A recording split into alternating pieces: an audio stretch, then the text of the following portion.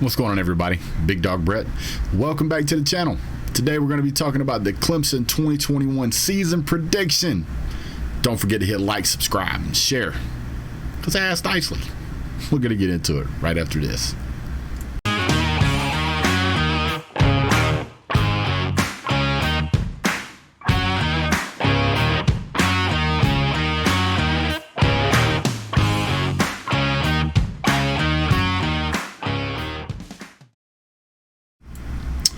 Alright guys, so I'm going to go ahead and pull up the schedule here just so I've got it in front of me.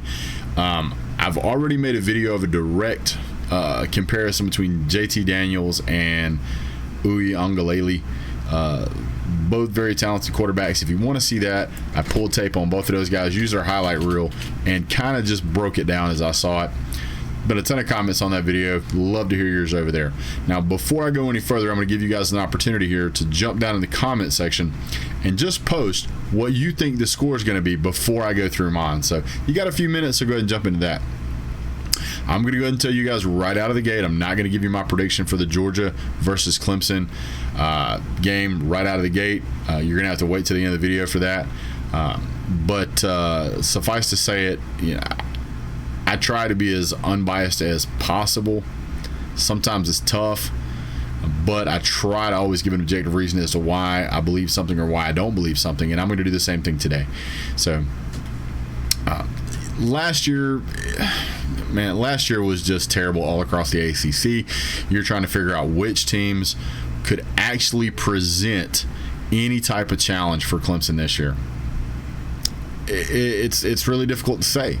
So when we're looking at this upcoming season schedule, which I'm going to go ahead and post it over here, I guess here. That's where I'm going to put it. So season starts up with the Georgia Bulldogs. If you don't know this, you're not watching a whole lot of college football. This would be this is probably going to be one of the biggest games of the year. So Georgia versus the Clemson Tigers on a neutral field, which is played in Charlotte, North Carolina. Fortunately, this is not a very far distance for either team, so I expect turnout to be very high for both teams. Now we're gonna circle back to that one. So the Georgia Bulldogs game, highly anticipated game. There's going to be an entire video just about that game, but I will give you my prediction today. So game number 2. South Carolina State Bulldogs. Now, South Carolina State Bulldogs had a great season last year. These guys were after it. You want to talk about a really solid season. They only lost one game. Of course, they only played in 4, so not a whole lot that can really be drawn from that. The South Carolina State Bulldogs, there's nowhere near any kind of talent on that team that's gonna give Clemson any kind of problems. If they do, wow, it'll be a surprise. This game is played on the ACC network at 5 o'clock in the afternoon. This is played on September 11th. This is going to be a snooze fest. This game is going to be a blowout by halftime. Going to go ahead and give the win to South Carolina State Bulldogs. So as you guys will see, won't be a problem for them. All right, jump into the Georgia Tech Yellow Jackets now. Well, it's the Georgia Tech Yellow Jackets. This game is obviously not going to be a problem. The Jackets didn't do very good last year. Now that they do very good many years these days, but this is going to be another game that Clemson's going to walk through. They're still in a rebuild. They got a new coach, I think it's second or third year. Not going to be anything that Clemson's going to have to worry about. This is just going to be another drubbing. NC State, I think they only had 3 losses last year. But NC State is not a powerhouse football team. They're getting better. If we were talking North Carolina Tar Heels, it would be a different conversation. Clemson fans, I get it. You're going to be upset that I said that. But I would give North Carolina Tar Heels a much better fighting shot than I would give North Carolina State. So far on the season, we're just going to skip the first game like it's not even played. We're going to say you're 3-0 right now. Now, Boston College gave you guys a little bit of a headache last year. Boston College ended up being 6-5. It was 6-5. Even though Clemson won this game, I still feel like this is going to be played almost like a revenge game. I don't think Boston College is going to be able to compete. They might be able to make it a good game for most of the first half, but I really feel like this is just another walk in the park for Clemson. I'm going to go ahead and tell you right now, Clemson probably has the easiest schedule in all of college football next year, with the exception of the season opener. So we'll come back to that here in a minute. Syracuse, could it get any easier? By the way, yes, you guys beat Boston College, so you're 4-0 at that point. Syracuse, you have an off week, October 9th. Not a big deal. Not that you need one for the Syracuse game. This is basically like having 2 weeks off in a row. Syracuse won one game last year. This is not a quality opponent. The bad news is that because the strength of schedule is so weak here, I don't know how well that's going to help sharpen the team. I know coaches do a great job sharpening teams, but the more you play tough teams, or the tougher teams you play, the better your guys get. But this is just a snooze fest. This game's going to be a blowout. You're probably looking somewhere around 50-10. I mean, it's not even going to be close. This game's played at 7 o'clock at night. If you're a Clemson fan, you'll be the only ones watching it, because this is just going to be a drubbing. It's just going to be bad. All right, then we're going to jump over to Pitt. Pitt was 6-5 last year. A lot of people are high on Pitt. Pitt seems to be improving. Are they good enough to beat Clemson? No. This is not even going to be close. This is going to be another one of those games. It might be 45-17, 45-20. Pitt may score a few points, but I mean, it's really not going to be a great game. Unless you're a Clemson fan and just like them beating the fire at everybody. I will caution you, Clemson fan, that at this point, depending on what happens with that first game of the season, you may be feeling like your team is just going to roll through everybody and roll into the playoffs and just destroy everybody they play, because they will look so dominant against these teams. If you were to lose the game against Georgia, you would say by this point we've ironed out the kinks. If you were to win the game by Georgia, it would just exacerbate that opinion. So I would honestly say the quality of these opponents might end up hindering the development at Clemson. But again, this is going to be another game where it's just going to be bad. Next week, October 30th, day before Halloween, you guys play the infamously dangerous Florida State Seminoles. Yeah, I can't say it with a straight face either. Florida State keeps trying to get their program turned around, but I don't know if who's drunk at the wheel. Willie Taggart single-handedly, in my opinion, set this program back about 10 years. The moment Willie Taggart left the program, the better they got. So they had a bad season last year. They were 3-6. They didn't even play Clemson last year. If they had played Clemson, which they were supposed to, they would be 3-7. This isn't going to be any better. Florida State's still quite the dumpster fire. This is going to be another drubbing. This is another 50-point game for Clemson. By this time, Uiagalelei, this guy's going to be looking like Heisman Trophy material, regardless of what happens in the first game, because all these teams, he's going to put 300 or 400 yards on all these teams. He's going to. He'll be able to run the ball however he wants to, whenever he wants to. Your running backs will look much better. Your receivers will look great. But they're, at this point, basically playing middle school teams. These teams are terrible. Louisville last year was 4-7. By the way, I think there was only one team in the ACC last year that Clemson's playing this year that had less than 3 losses, and I think it was South Carolina State, because they only lost 1 game, but they only played 4. Louisville's terrible. This will be another game. This might be a game where people start to fall asleep, like I'm doing right now. this is another easy win. I don't know how else you would say this. Louisville is bad.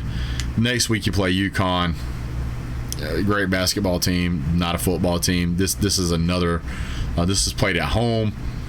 UConn is going to get destroyed at home.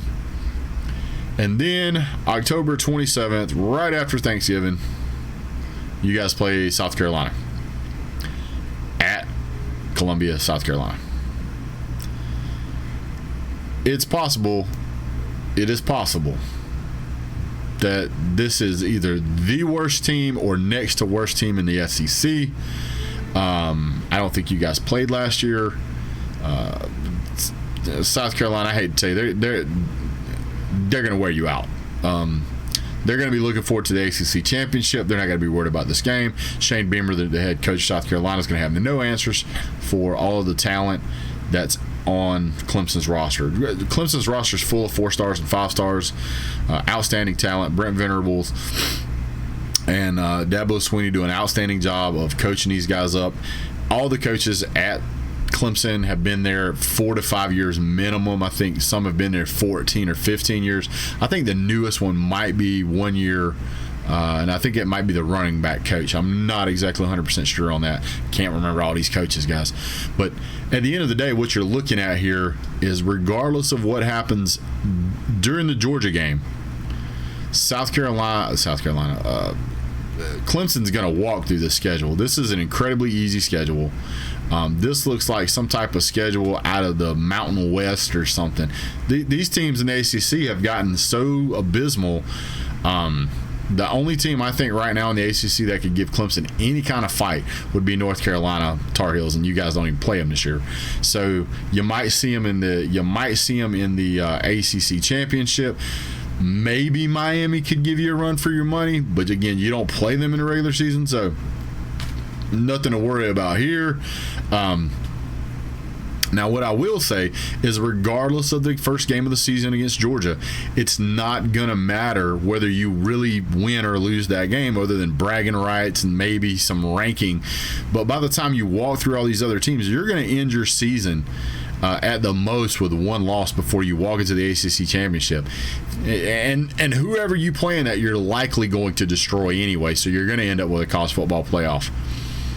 Now, that having been said, let's rewind the clock. Let's go all the way back to last year. You had Trevor Lawrence, who was an absolute phenom. DJ balled out against Boston College in a come-behind win.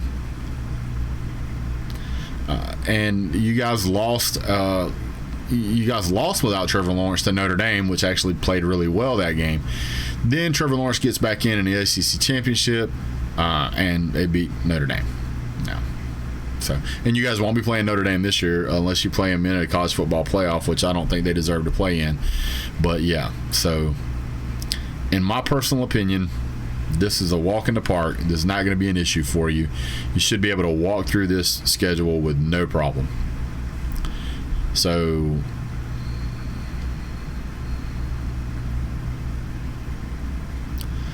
1, 2, 3, 4, 5, 6, 7, 8, 9, 10, 11, 12 in the ACC championship. By the time you get to the ACC championship, you will be undefeated in ACC football. But we've got to sort out the first game of the season. Georgia versus Clemson. This is one of the most anticipated football games of college football season. It's the first game of the season. Weird things happen the first game of the season. If you don't believe that, you haven't watched college football long, because weird stuff happens first game of seasons in a lot of games. So to me, I think that's where experience really matters. And I feel like you need a lot of guys at the helm that have a ton of experience. And I know, trust me, I know, because all this stuff sits behind me. I get it. I know what you're going to say, but I want you to be objective. You lose a Heisman Trophy caliber, multi-championship winning quarterback in Trevor Lawrence. Probably one of the best that's ever played at Clemson. Then you lose the best running back that not only Clemson has ever had, you lost the best running back in all of the ACC history. And you not only lose your top receiver, you lose your top 3. That is devastating. Georgia loses pieces too, but the biggest 2 pieces we lost were the defensive backs. We lost 2 defensive backs to the NFL. Georgia is returning their starting quarterback, who has thrown for over 400 yards. He's got more experience starting than DJ does. And for those of you who's going to jump on here and say that DJ is going to have developed in the offseason and developed in spring camp and he's worked with the receivers, so he's got really good. Do you not think that JT Daniels is doing the same thing? We're trying to be objective here. So whatever you can apply to DJ, you can apply to JT and vice versa, with the exception of starting experience. You could very much argue that JT Daniels has played in a tougher conference. You could argue that JT has played behind a much better quarterback in Trevor Lawrence. Georgia's got a better stable of running backs, and they're much deeper at running backs. I can't say that about Clemson. Georgia's got some stellar returning receivers that aren't coming off of an injury list, aren't coming off surgery. Can't say that about Clemson. And I know you guys are going to jump and say, Justin Ross. Okay, Justin Ross. Justin Ross hasn't played since 2019 after surgery. And I don't care how much you play in the offseason against practice guys, it's when you really start playing for a quality opponent that you're going to find out what you're made out of. He has a history of getting injured. I don't wish any injury on this young man. I hope he goes on to become a rock star first-round draft pick because he's talented. But his body is giving him trouble. He hasn't played a whole lot with DJ except in the offseason here recently, so we don't really know how well he's going to be. And because it's the first game of the season, I would say that's going to be a problem. Georgia has probably the best defensive line it's ever had this year. That's not me saying that. It's ESPN saying that. So running quarterbacks have always struggled against Georgia. It's going to be difficult for you guys to run the ball missing Travis Etienne. It just is. I get he's a running quarterback, but I don't know that he has enough experience to deal with an elite team like Georgia. Yes, Georgia's elite. Yes, Clemson's elite. Yes, Oklahoma's elite. Yes, Alabama's elite. Yes, Ohio State's elite. When we're talking about elite, we're talking about teams that consistently finish in the top 5, 6, or 7. And I mean, you just see, this is where you see the same teams. This particular game, start of the season, not enough synergy there, I don't think, for Clemson. I think Georgia gets the win here. I think they really do get the win here. I don't think that it's going to be a blowout. I think Georgia may win this game solidly, but I think it's because of the lack of experience on the Clemson team, not having enough play time. Like if this game was played 5 or 6 games deep into the season, it might be a different story. But I think that first game of the season is going to be really tough. It's a big opponent. Don't get me wrong, it's a big opponent for Georgia too. But I don't think that this is a game that Clemson's going to be able to go out and just dominate like they do the other teams. I really think Georgia's going to get the win here. I think it's going to be probably a 7, maybe 10-point score. But I think Georgia gets the win here. A lot of depth at Georgia, a lot of depth at Clemson, but the experience matters. You guys roll into the ACC championship game. You beat whoever it is. You guys go to the playoffs with 1 loss. Georgia goes to the SEC championship. They play whoever they play. If Georgia beats Clemson, they likely go undefeated as well. We'll get into that schedule at another time. But it's very possible these two teams could see each other again. So it'd be really interesting to see how that pans out. So that's what I got, guys. Really solid season for Clemson. I think that, and I know you guys are going to jump up and down about it. I'm going to make a video about just that game. So save all those super hater comments for that video and just be happy your team's going to have such a great season. Tons of talent over there. Love seeing teams like Clemson play. They're fun to watch. They get talent from all over the country and they develop it really well. Lots of love for the Clemson fan base. 99.9% of you guys are awesome. So anyway, really appreciate you guys tuning in. Don't forget to hit like, subscribe, because I've asked twice. You guys have a great day. God bless. Go Dogs.